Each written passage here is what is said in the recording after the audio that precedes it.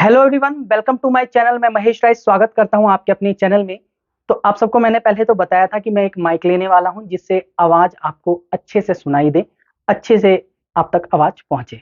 तो मुझे उम्मीद है आप सब बताना कमेंट करके आपको आवाज कैसी लग रही है, ठीक है। और स्टार्टिंग से मैं स्टार्ट किया है, मैंने सब कुछ आपको पता है कि पहले संगीत की उत्पत्ति, फिर संगीत किसे कहते हैं, उसके बाद कंपन आंदोलन, उसके बाद हमने ध्वनि को पढ़ा, उसके बाद ध्वनि के प्रकार को पढ़ा, फिर हमने स्वर को पढ़ा, श्रुतियों को पढ़ा।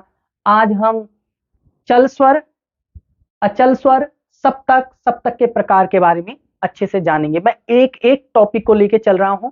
कोई भी प्रॉब्लम होता है मैं आपके लिए यहाँ पे खड़ा हूं, आप मुझे कमेंट करके पूछ सकते हैं। तो चलिए स्टार्ट करते हैं। चल स्वर। चल स्वर किसे कहते हैं? जो स्वर अपने स्थान से नीचे या ऊपर जाते हैं, अर्थात शुद्ध के साथ साथ विकृत, कोमल अथवा तीव्र भी होते हैं, चल स्वर कहलाते हैं। चल स्वर रे ग म ध नि। अब मैं आपको फिर से समझा तो देता हूं। जो स्वर अपने स्थान से नीचे या ऊपर जाते हैं, अर्थात शुद्ध के साथ साथ विकृत, कोमल अथवा तीव्र भी होते हैं। मतलब कि जैसे अब जो विकृत स्वर होते हैं, वो वही होते हैं, वो अपने स्थान से ऊपर या नीचे हो जाते हैं, वो चलते हैं ना। जैसे कोमल रे क्या है, कोमल भी होता है और शुद्ध रे भी होता है। तो क्या हो रहा है, वो चल स्वर है ना, चलाना वो। तो वैसे ही ग भी चलता है, म भी चलता है, प नहीं चलता। प का ना शुद्ध होता है, ना कोमल होता है, ना तीव्र होता है। तो प क्या होगा आपका, प होगा अचल स्वर। और सा क्या होगा आपका, सा भी होगा अचल स्वर। सा और प ही होते हैं जो अचल होते हैं, क्योंकि इनका शुद्ध और कोमल नहीं होता है। सा और प का शुद्ध कोमल नहीं होता है, इसलिए वो अचल होते हैं।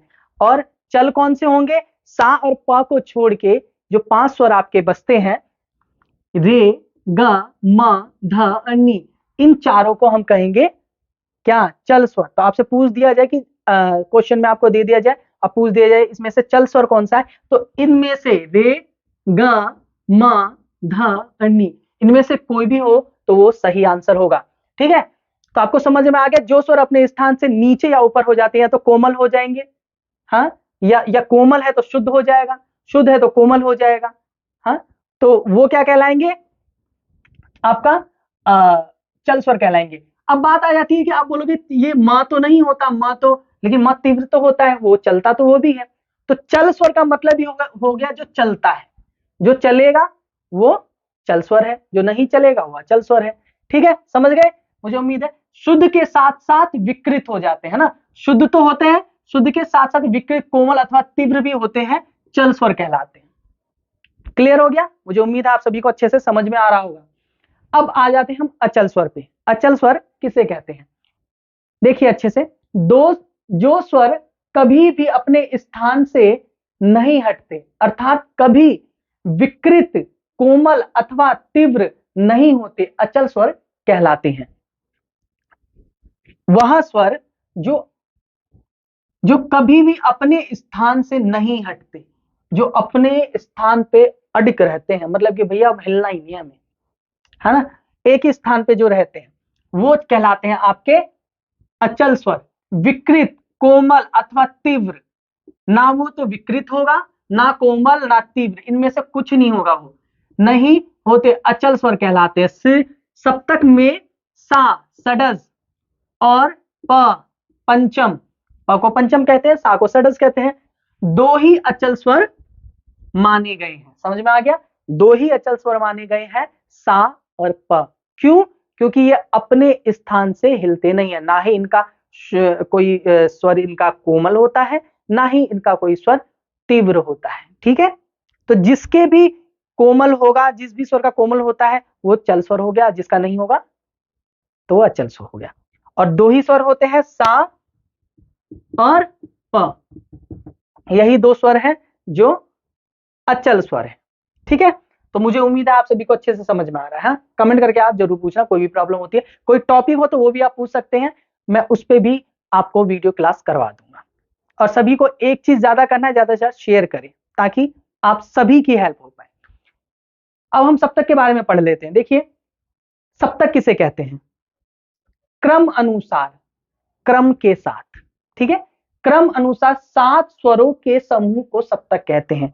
क्रम के साथ चलना, क्रम अनुसार 7 स्वरों का जो समूह है, क्रम अनुसार 7 स्वरों का जो समूह है उसे ही हम सप्तक कहेंगे। ठीक है, समझ में आ गया? अर्थात सा, रे, ग, म, प, ध, नी, एक क्रम के साथ चल रहा है। ये सा के बाद रे, रे के बाद ग, ग के बाद म के बाद प के बाद ध के बाद नी। तो ये क्या है? ये क्रम अनुसार चल रहा है। तो ये है जो संगीत के 7 मुख्य स्वर हैं। ठीक है, तो इसी को सप्तक कहते हैं। जो संगीत के मुख्य 7 स्वर हैं, इनमें सा से लेकर नी तक के स्वर समूह को सप्तक कहते हैं। ठीक है, मैंने थोड़ा सा इसे अच्छे से एक्सप्लेन कर दिया है ताकि आप सब अच्छे से इस चीज को समझ पाए। फिर से मैं बता देता हूं सप्तक किसे कहते हैं। ऐसे नहीं बोलेंगे हम कि सप्तक कहते हैं 7 स्वरों के समूह को सप्तक कहते हैं, नहीं। 7 स्वर तो कोई मैं अगर मैं बोल दूं ग म प ध सा रे ग, तो ये सप्तक ऐसे नहीं होगा। कैसे होगा? क्रम अनुसार। यहां पे ये जरूर आपको याद रखना है, क्रम अनुसार। क्रम अनुसार 7 स्वरों के समूह को सप्तक कहते हैं। क्लियर हुआ आप सभी को? और उसके बाद मैंने लिखा है अर्थात सारे गामा प ध नी जो संगीत के 7 मुख्य स्वर हैं, इनमें से सा से लेकर नी तक के स्वर समूह को सप्तक कहते हैं। क्लियर हो गया होगा मेरी तरफ से। तो अब बाकी कोई भी चीज होती है आप जरूर पूछना। अब मैं आ जाता हूं सप्तक के प्रकार के ऊपर। सप्तक के कितने प्रकार होते हैं? देखिए, सप्तक के 3 प्रकार होते हैं, मंद्र सप्तक, मध्य सप्तक और तार सप्तक। इसको मैं अच्छे से एक्सप्लेन करूंगा एक वीडियो क्लास में, ताकि वो आप अभी मैं आपको शॉर्ट में थोड़ा सा इसको बता देता हूं। ये समझो कि सप्तक 3 होते हैं, मंद्र सप्तक, मध्य सप्तक और तार सप्तक। सप्तक कितने प्रकार के होते हैं? 3 प्रकार के सप्तक होते हैं। मंद्र सप्तक जो नीचे से स्टार्ट होते हैं, बेस से गाए जाते हैं। मध्य सप्तक जो मिडिल का होता है, मध्य सप्तक। तार सप्तक जो हाई लेवल पे गाया जाता है ना, तार सप्तक।